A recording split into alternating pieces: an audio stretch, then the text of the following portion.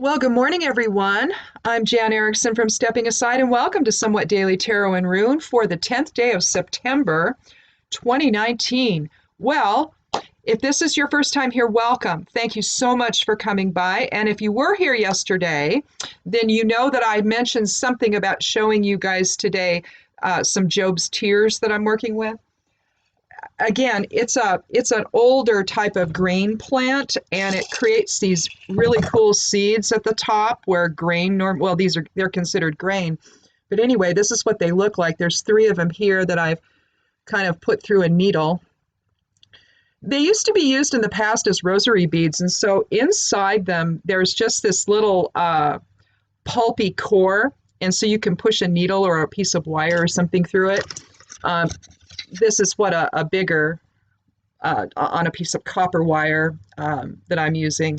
I just strung them all on here for drying purposes, and then eventually, I don't know what I'm going to do. I guess some of them create a bit of a sheen on the kind of a glossy sheen on the outside. So I don't know that I'm going to have to do anything to them, but I may just leave them natural. I don't know. I've never worked with them before. But anyway, I just wanted to show you guys this.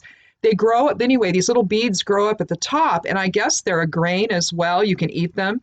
I don't know how they're prepared or anything, because the minute I saw beads, I thought, well, I have to do that, you know. So I grew these this year, and I grew some in two big pots that are over in the apiary, and then I have some in a new bed in the great bed that I have over in the apiary next to that greenhouse. And so anyhow, I just wanted to see how they would grow, and they do really well, but they're pretty much an annual. So if I'm going to do it again, I have to do it again each year. But these are just so cool and easy to work with. And so once they're all dry, I'll come back and I'll show you what I'm going to do with them. So anyhow, I just wanted to show you that for today, and we'll get going here. I got to find a place to put those where they don't fall. So anyhow, let's get the cards. Today, I have not done the lunar transits, or rather the correspondences, rather, for today. I haven't done those yet because we just got back from our walk. I think we increased it to about 3 miles today. We're going to be doing I think we're going to go back to just 4 miles. We used to do, as much as 6. There were times in a few years ago where maybe we would even do 8, but it'd take us most of the morning, and it was just too much. And eventually, when you exercise, there's a point at which it's just not doing you any good. It's breaking things down, and I think we kind of were there with that. So I think ultimately a 4-mile walk, it's about an hour and a half, I think, to do it, and that's fine. We have this nice route that we take, and when you come back, it's pretty much all uphill, so that's nice too. So anyhow, we started that today, and yesterday we started it, and because we haven't really walked much this summer, we've just been too busy, and it's just too hot, and there's so many chemtrails in the sky, and it gets in my hair, and it's awful. I just wish they'd tell us what it's all about so we would know. Explain to us how it is damaging our health and all that other kind of stuff, and at least ruining my hair. So anyhow, we can't have that. A witch's hair is important. It's like tendrils to spirit. So we can't possibly have anything happen to our hair. Have nothing gum it up. Anyhow, so I was going to since I haven't done any of that moon information yet, since I just got back, we've got a whole bunch of planets in planetary bodies in the 11th house of friends, hopes, and wishes and desires. So today's going to be, I think, a strong day for friendship. Mars is in there, so, if you know anything about group process, in any group, you're going to have 1 or 2 people. Hopefully it's just one that becomes the leader of the group. It just sort of happens, where one person sort of, drives the whole impetus of that group. And so with Mars there, it could be a little bit of a outlier in a sense. Juno's in the 11th house and in Virgo. Everything's in Virgo. So Juno, Vulcan, looks like Mars and the Sun. We've got Mercury, and we've got Venus. And so hopefully Venus will help tamp down the Mars energy today. So if you are that leadership position person, if that's where you naturally go, or if that's where you feel compelled to go today, just be mindful of how you come across and how you express that. Mars energy can sometimes be a little authoritarian, as opposed and pushy, as opposed to magnanimous and harmonizing and all of that. But hopefully, with Venus's influence there, we should be able to see, some of this, because we're, Virgo is a really, Virgo is just a nice sign. They're meticulous, they're focused. They can be a little petty when they're, not really themselves, but and can stay focused on things maybe they shouldn't. But other than that, they're very disciplined. They're a good person to have around. A Virgo is.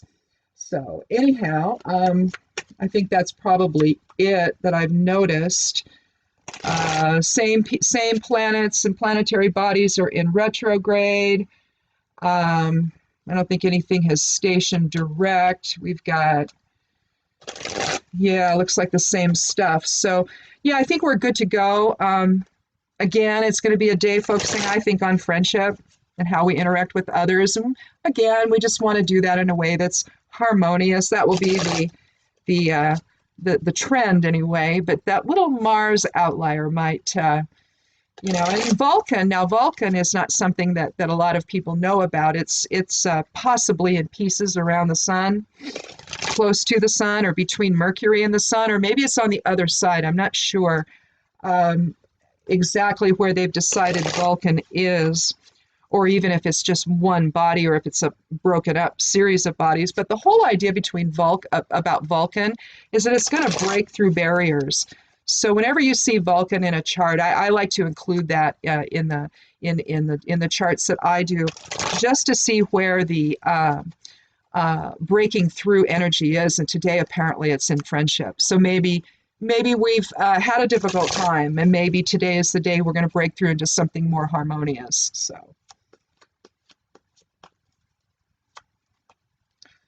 So anyhow, let's go ahead and get started. I think we've gabbed enough, but I think I've shuffled enough. My cards were totally arced. I had to go and kind of shuffle them the other way for a little bit to get them straight this morning. That was fun. Anyhow, let's take our first card for the day.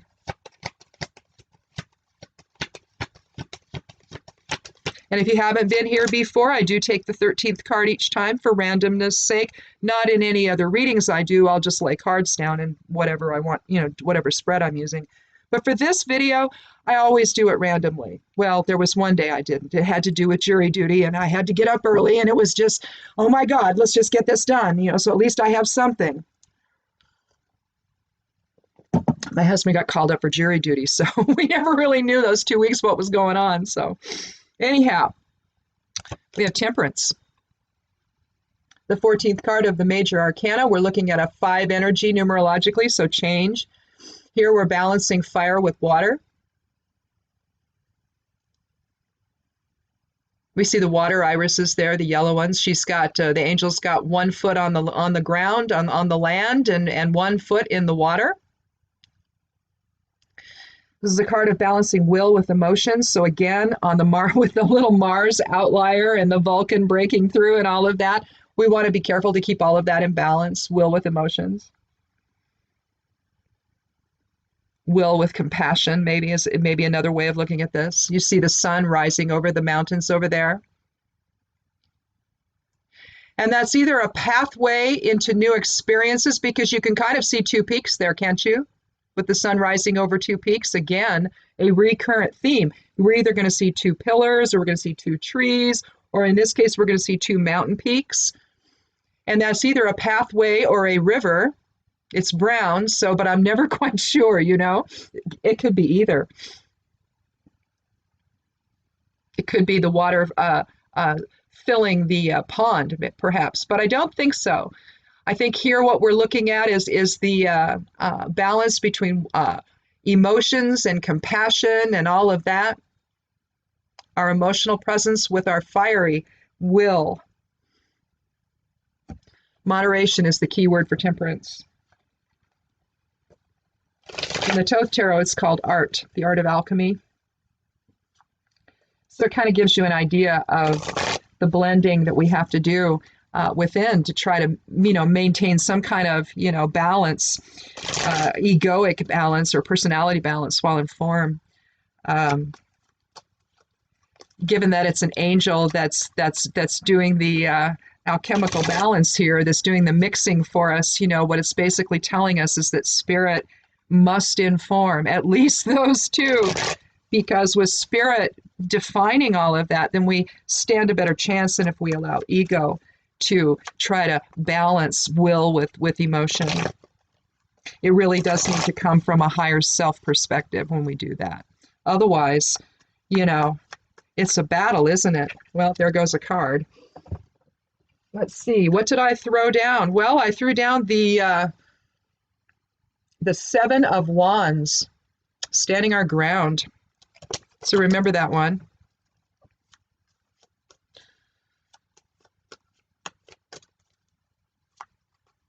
I like the card of Temperance. I don't relate to angels as angels, however, necessarily, because I think angelic presence on this earth was more extraterrestrial than anything else.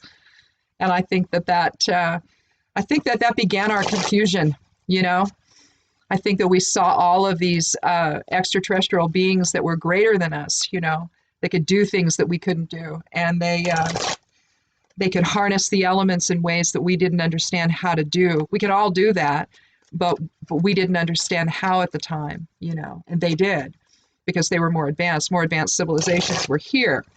So likely what we're talking about here is, if we're looking at this in terms of a literal manifestation, that's not what the angel was. But if we look at it in terms of angelic presence, then it is the angelic presence within that we need to have doing the alchemical balance and not having that come from ego, because that's never going to turn out well for us if we allow that to happen. Let's do another card.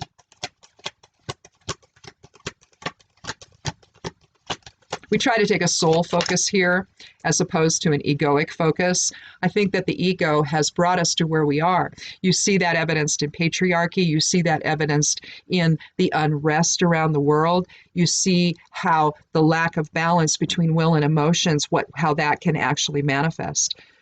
It can manifest on, with the attitude toward the migrants on the border, where will is truly out of balance, where we're not thinking correctly. We're not thinking in terms of recognizing the other as the other side of self. Instead, we see it through the lens or the prism of the isms of life.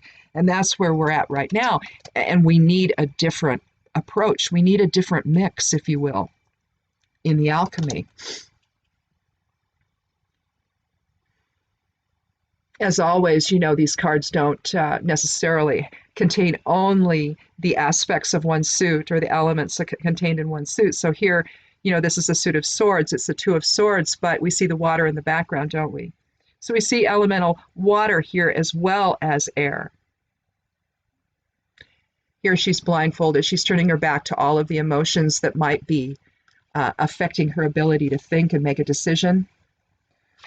She needs to do it in complete alignment and purity. So she stands in the center of the crossed arms and of the crossed swords, allowing spirit to essentially spiral in and inform her decision-making power.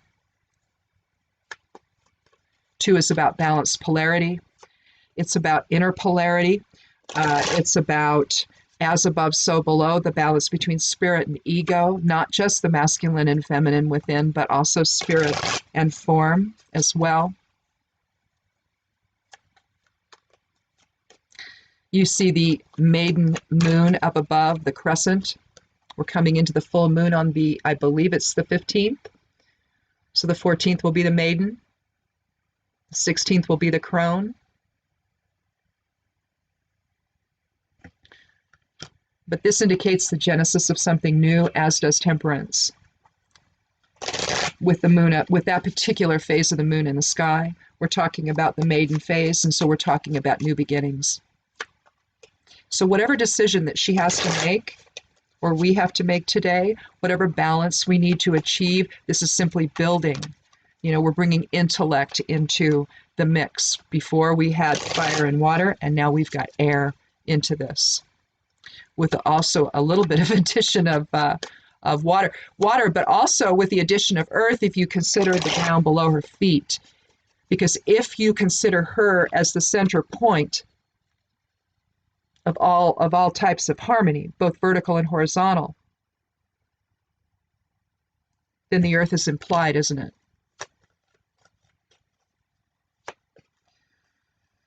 Let's do a third card, see if we can terminate the end of it, or if we need to do one more after that. And then we'll take a card from the Elder Futh, or not a card, a rune from the Elder Futhark, and then we'll create a geomancy rune to finish. We're doing pretty good on time here.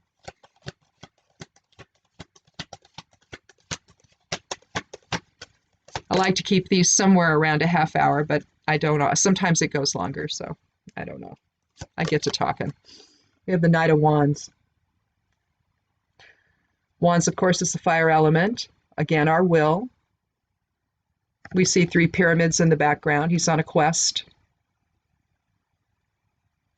It's like he's getting ready to go. Knights are dynamic. They're very active energy, especially with the wands. He's not in battle because his visor isn't down. But he's still excited to go, isn't he?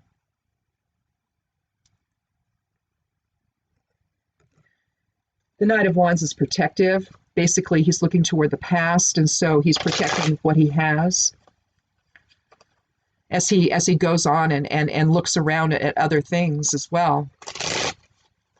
I don't think we're done, though. Now, the Knight can be a young man. It can indicate the individual on a card, so we could be talking about a young man. If we're definitely referring to the Two of Swords as a woman, if we're looking at her and defining it that way, the fact that he's looking back at her, maybe her decision has to do with some kind of travel or perhaps some kind of relationship,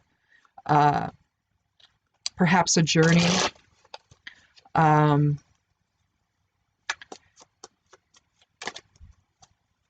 If she has to balance will with emotions, I think I like her in the center here.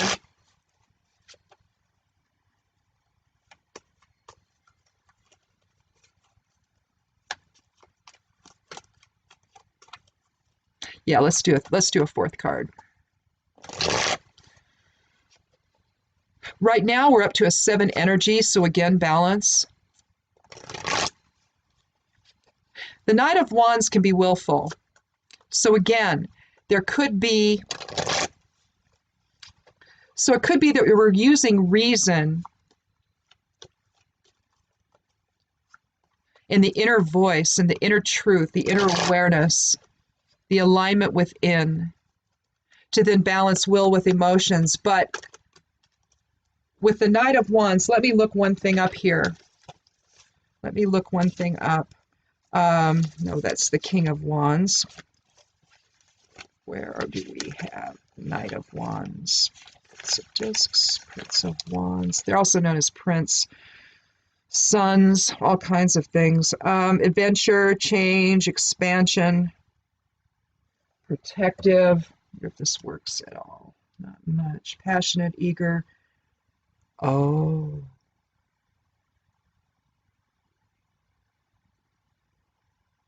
Okay, that's the one.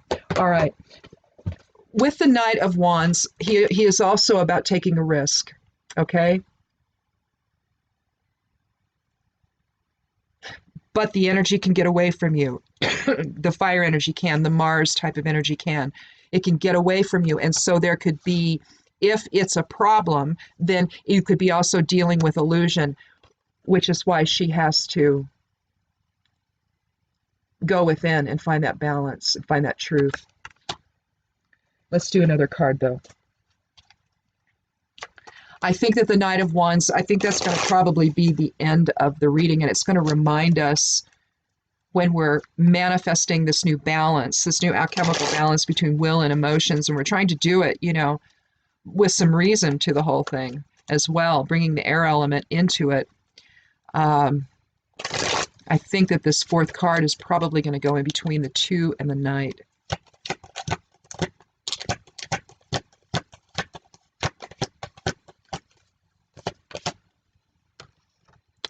Well, we have the sun. So I think what we're going to do is we're going to put the sun on the end because I like to terminate with two majors. Um, Here we have the 19th card of the major arcana. So you're looking at a one energy, again, aligning today with today's one energy of new beginnings.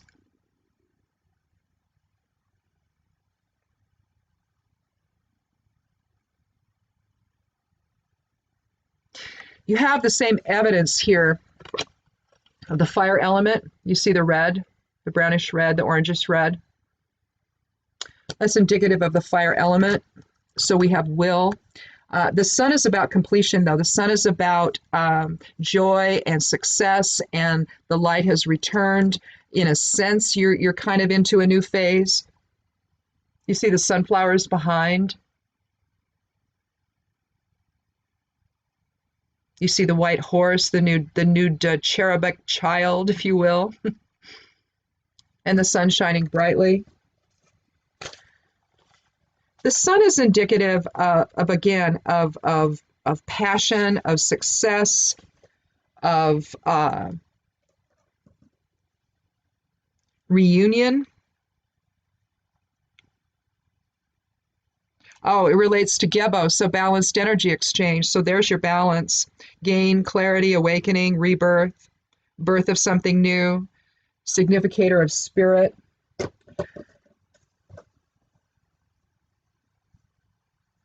So again, I think that this whole thing is about balance today.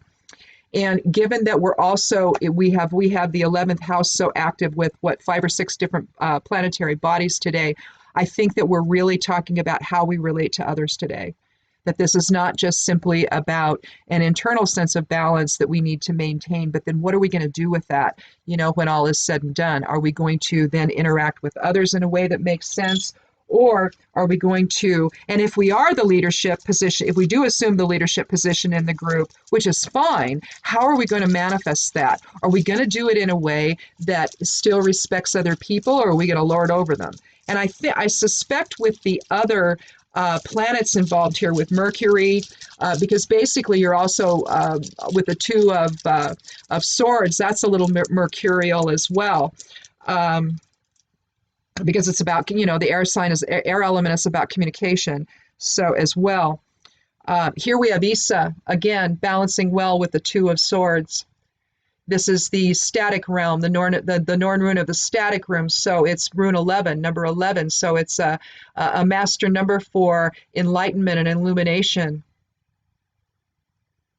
So when we go within with the 2, basically what we're doing is we're seeking illumination. That's from higher self, from spirit, to sort of give us the way forward, basically the direction forward. So this could be a new path, with respect to how we relate to others today. And I really feel like it just feels like that's what this is. Let's see, I don't need to do another rune there. Let me do a geomancy rune, though. But Isa being one of the 3 Norn runes of fate, Hagalaz is the first one, Nathis is the next, and Isa is the last. You're basically, with Hagalaz, you're talking destruction and preparation of change. Nathis, the friction within to manifest, and Isa bringing it all together in terms of enlightenment and awareness, of spirit informing the whole process. Let's go ahead and see what we have. Well, I can't see it here, so let me put it up here. I can. So I'm going to throw down 4 runes. It's got a single dot on one side and a dual on the other. Each are coded for air, fire, and water. Well, this one's easy. This is Vaya. So, new direction, new path. I'll show you what that looks like. And do check out the blog, because, I put all this stuff up at the end of it. And just if you forget, if you need to check in, if you don't want to watch the video again, to remember what we talked about, I'll have all of this stuff just listed. I was doing interpretations too, but I don't need to do that because I'll embed the video. So I embed the video, and then down below I just write down what it all was. So, but basically what you've got are 4 single dots for air, or for fire, air, water, and earth, and that's the order that it goes in. Its opposite is populous. It'd be 2 dots 4 times there. And that's a passive influence. Via with single dots is a completely active influence. So it is the choice to go in a new direction. I would suspect with the astrological information that we have here today, I think that it's also having to do with friends, groups, relationships, and what have you. And maybe bringing instead of a more ego-based perspective to the thing, bring a more soul-based perspective to the thing. Understand that spirit needs to inform, balancing will with emotions, will with compassion. Not all people in leadership understand that.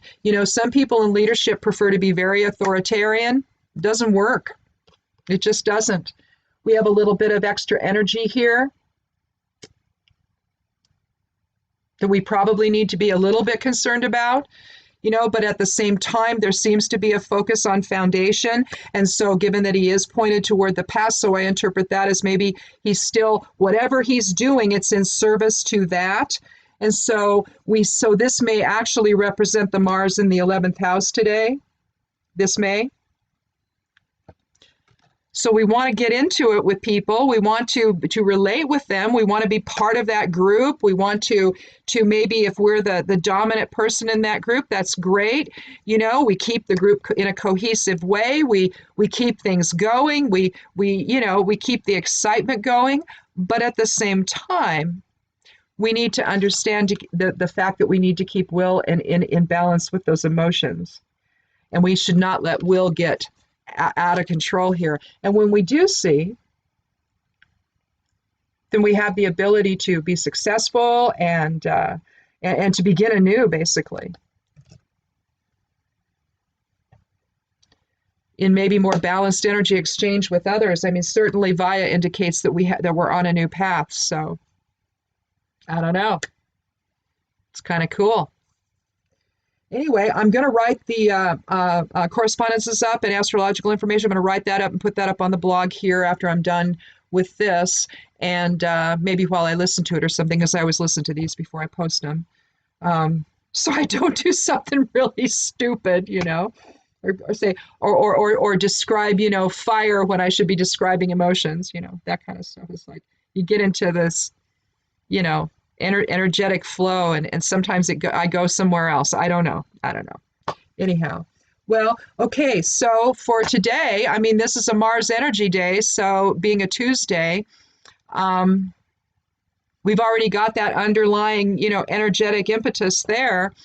All we need to do is just try to keep will in balance with compassion, basically. To not let, our egos to run amok and get away from us, and maybe have spirit inform that process a little bit more. And we should be fine today. So anyhow, awesome. Check out the blog if you would. I'd love you to do that. Click subscribe here. I'd love you to do that as well. Oh, and you can subscribe to the blog as well. All of my little links to wherever I am is down below the video where it says show more. If you click on that, if you've been to YouTube before, you know what that is. And all of this stuff comes up. If it's really important, I'll put it in the comments so that people see it, because not everybody clicks on the show more.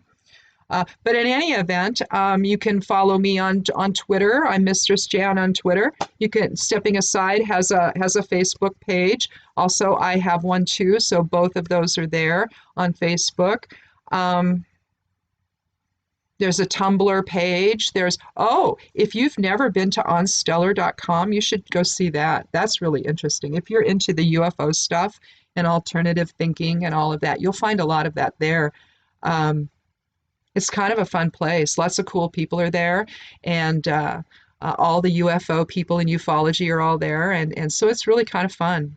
Anyhow, check that out. I'm over there, and give me a friend request. I'll reply and add you, and you can add me. So anyway, it's lots of fun over there. Anyhow, check that out, onstellar.com, if you're interested in that sort of stuff. Anyhow, I guess I'll see you tomorrow.